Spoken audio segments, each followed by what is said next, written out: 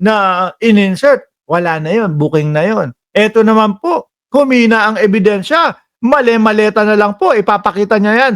Mamayang konti, inilagay sa parking lot yung mali-maleta at tapos, ayun na. Boss, aamin na ako. Sa akin binili yung maleta na yan. Boss, hindi, napasale kasi kami doon, oh. Kaya, eto, nakikita nyo to, costume namin to. Ano namin to? Ano tawag doon?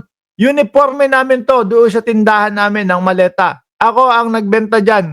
Kesa, binabentahan ko eh. Tapos, hindi daw bibili. Picture-picture lang daw. Oh, satire only. Baka napipikon yung mga DDS eh, no?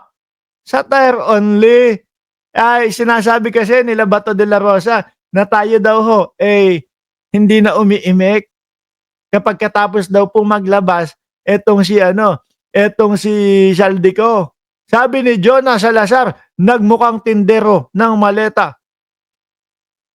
Pag pinagdikit kami ni Saldico, just sa itsura niyang yan. Tapos eto, yan, parehas kami naka-brown na coat. Sino ang bibili? Sino ang bibili at sino ang nagtitinda? Sa tingin nyo, mga kababayan. Sir Mark, napanood mo ba yung live selling ni Zico? Hindi eh. No, game, tuloy natin.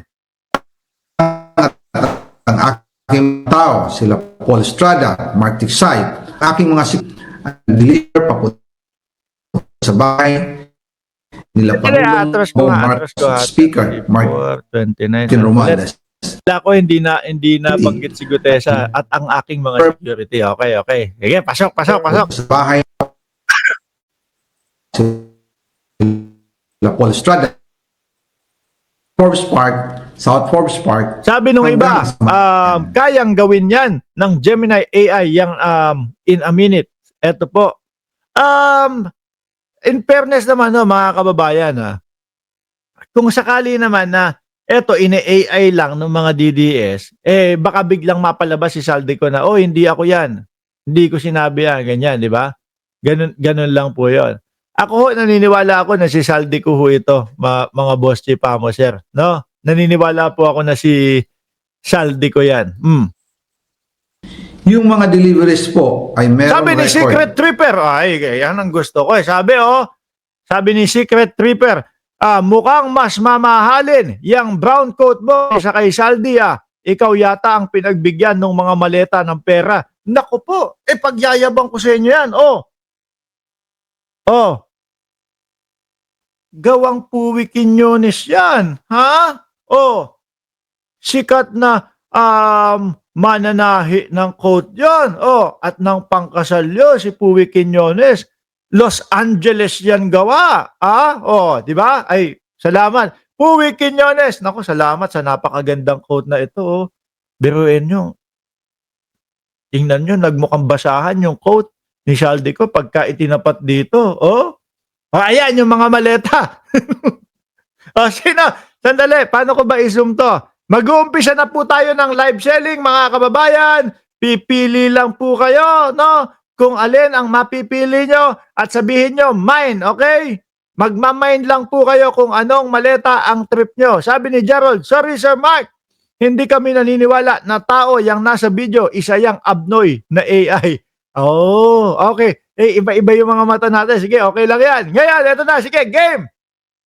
Sabi, yun, model. Kagabi naman, nag-model naman ako. Dito naman sa Cayman Island, hindi natin masasabing model eh. Nag-promote naman ako ng, ang pangalan ewan ko, ang hirap bigkasin Chevu, no? Na parang pag binibigkas ko parang gumagamit ako ng pinagbabawal na. Hindi, pero maganda yung salon na yun, yung kagabi. Inayusan nila ako doon. Shout out sa Chevu, no? Ibig sabihin daw po nun, luxury sa Indian. Indian kasi yon, Indian salon o Indian barbers hair spa and something like that. Yan, ito naman. Puwi Quiñones yan. No? Yan yung nagkaso kay Maharlika, si Puwi Quiñones. Game. Umpisa na po ba kayo, mga kababayan? Game na po, mga bossing. Mag-uumpisa na po tayo ng live selling dito sa ating channel. Sabi ni Banat Boy, oh, mine doon sa salamin mo, Boss Mark. Nako po. Pantakbo ko nga lang to eh. Nataon lang na nandito sa gilid ko. Kaya sabi ko, oh, ito na lang. Dapat Gucci. Oh, yung suot. Di ba? Game, tuloy na. Kayo, yayabang nyo. Oh, magagalit lalo yung mga DDS niyan. Game. Biruin nyo naman, paano hindi magagalit yung mga puting ahas, yung mga puting ahas na yan. Paano hindi magagalit sa atin yung mga DDS, mga kababayan? Sila seryoso doon sa video ni Saldico eh. Tapos ito tayo parang naglalaro lang. Parang kinikengkoy lang natin yung ano ni Saldico, di ba? O game.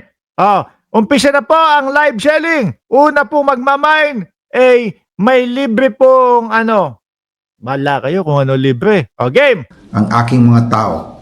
Totoo po yung sinasabi ni Orly Gutesa na nag-deliver siya. Sabi, meron pa daw pong mga ano, may mga tag pa daw po ito. Bakit naman gano'n? Nagmadali. Hindi inisip na, uy, baka makita nila, baka sabihin, kakabili lang. Kasi pwede naman gano'n eh. Alam nyo, etong kwarto na ito, mga kababayan, na pinagbablagan natin, siguro may 10 maleta ata. Biruin mo tatatlo lang kami. 10 maleta. Kada bumabiyahe, ayan, bili, hanggang naiipon. Siguro ang ginawa ho ni Saldico, mga kababayan, sige, no, para tumugma yung ikukwento at sasabihin ko, doon sa sinabi ni Orly Gutesa, ilabas ang lahat ng maleta. Yan pa kaya? Dating congressman yan. Selyado, may tagpa at presyo, hindi halatang kakabili lang sa sale.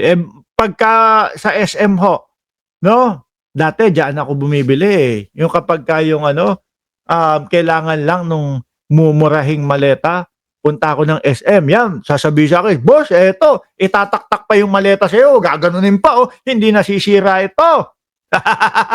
Di ba? Eto, kahit balibaga mo, ginaganon, tapos kukumpulan ka nung mga nagtitinda dun sa SM, boss, eto na lang ang kunin mo. Sabi ko, ako nahihiya dito sa mga to. Bakit? Kasi kinakausap ka nung isa, tapos kakausapin ka nung isa, nag-aagawan sila. Di ba? Hindi naman ho lahat. Hindi naman ho lahat ganon, mga bossing. Gusto nyo ba i-sample ko sa inyo yung tataktakin, yuyugyugin itong maleta para bago kayo sumakay ng eroplano, alam nyo hindi masisira yung maletang binili nyo sa akin. Pero pagbaba nyo ng eroplano, pagkukunin nyo na doon sa sa kuhanan ng maleta, tanggal na yung gulong. Ganyan naman ho yung mga maleta na yan. Tsaka may mga petsa pa ho yan, ha? Yung petsa po, nung inilatag daw ni Saldico, mga bossing, may nakita pa doon. Ito, papakita ko sa inyo yung nakita doon, mga kababayan, na kung ano ang petsa. Halata, di ba? Ayan January, asan ba yun?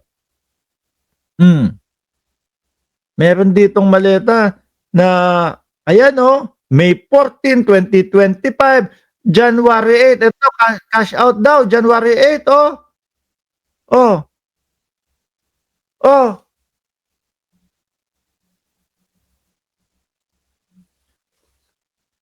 Cash out January 8.